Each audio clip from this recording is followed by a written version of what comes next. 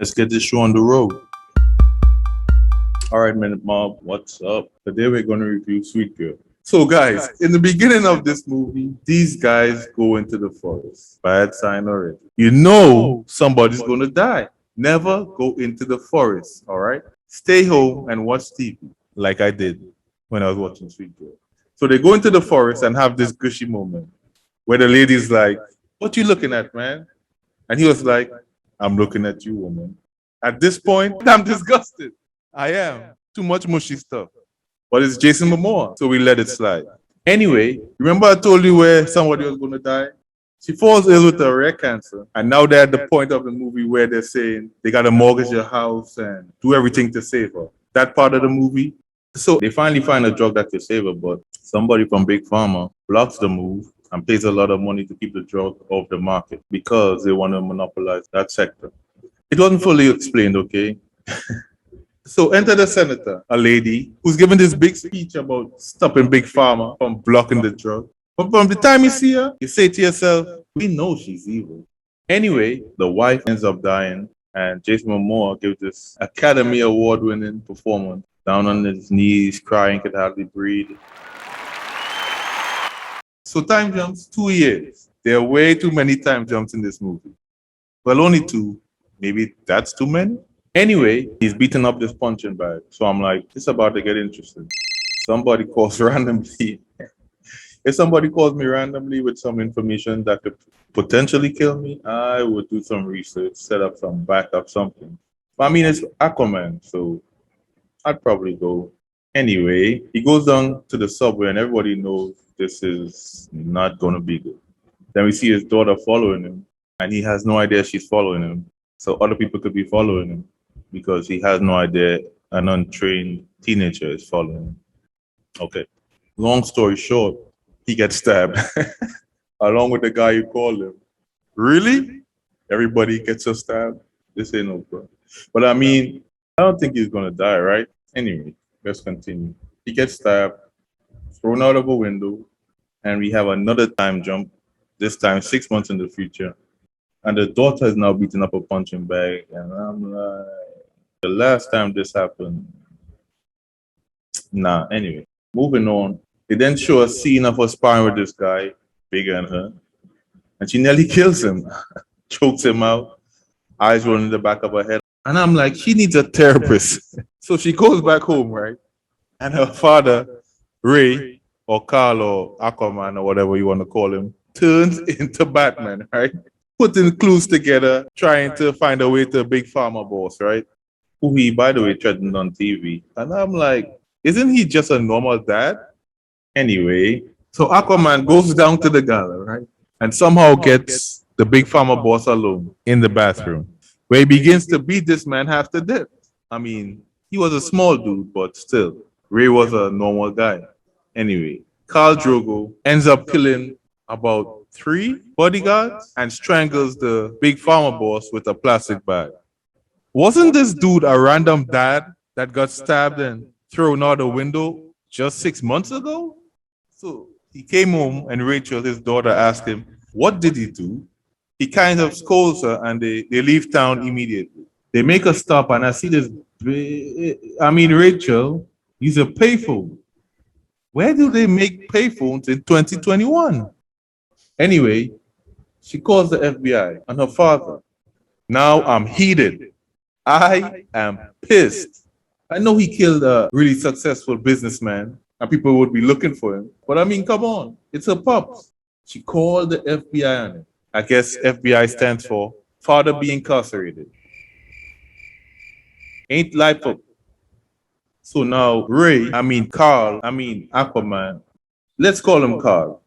I think his name is Ray. Ray sets up some Home Alone traps, right? So that he could hear if anyone's entering the motel. Rachel, his only begotten daughter, is still mad at Aquaman. I call him Aquaman because he's about to go DC on 2 mercenary asses in a minute. These guys enter with automatic rifles, and Aquaman kills them with his bare hands. One, he kills Salt style, going over a railing and breaks his neck. The other one shows the fetish he has with going through windows. Maybe it's the writer's fetish. Or is it the director's? Anyway, he goes through another window, and Rachel, sees him kill another bad guy as she stares at him with disgust. I hate this bit. I know he's killing people, but he's protecting you. Anyway, so they randomly go into the woods and park the car in some snow. And this great daughter calls the FBI once again. Here's where it gets weird. The FBI officer tells her she's in control. I'm like, she ain't in control of shit. Listen. So while in the woods, Khal Drogo tries to hone his shooting skills, but he can't hit a target from 5 feet away. What? Why does Aquaman have a gun? It's weird. I don't know what's going on. He turns into MacGyver now? You don't know who MacGyver is? Anyway, so they had this elaborate plan. Did this guy turn into Steven Seagal before our eyes, where he could dismantle 3 cars worth of well-trained personnel, a guard detail, and get the billionaire's second in command away from them, where he could interrogate him in a tunnel by himself? You know who shows up? The guy who stabbed him. And he kills the billionaire's second in command. So they escape from the hands of the mercenary and are driving along the road and see his van at some diner. So they go in. I'm like, what is going on?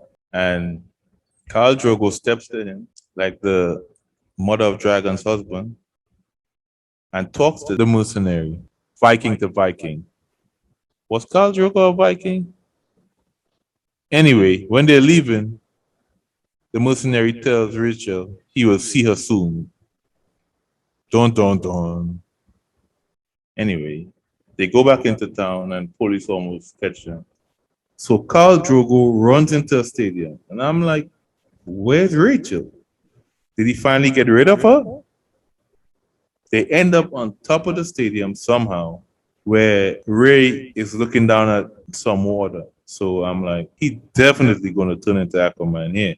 But then the FBI agent calls Rachel.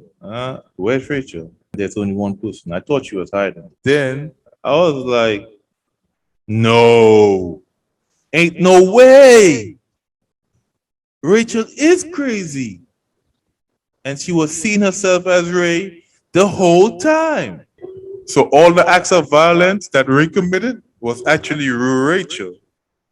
And she was subconsciously blaming her dad for everything. That been dead. Then she jumps into the river. But she ain't no Aquaman, so she almost drowned. They have to save her and put her into an ambulance. So in the ambulance, this girl gets free and causes the ambulance to flip. Not a scratch on her. She must be Aquaman's daughter. Anyway, she tracks down the senator, gets into altercation with the guy who stabbed her father. So they begin to scrap, right? This guy's 3 times her size with 10 years experience. And they're fighting. He strangles her under the water. She's out. She's dead. She somehow gets a second breath. So she kills him. She's definitely Aquaman's daughter. Definitely. So now Rachel's face to face with the senator. And guess what she does? Nothing. Besides record her confessing of her crime. So she killed all the men, but left the woman alive. Ain't that about a... I'm blinking slowly right now. You can't see it though. So guys, if you like my review, give it a thumbs up. If you like this channel, subscribe. Hit the bell so you can get notifications for all the new videos. This was 10 Minute Living. We're out.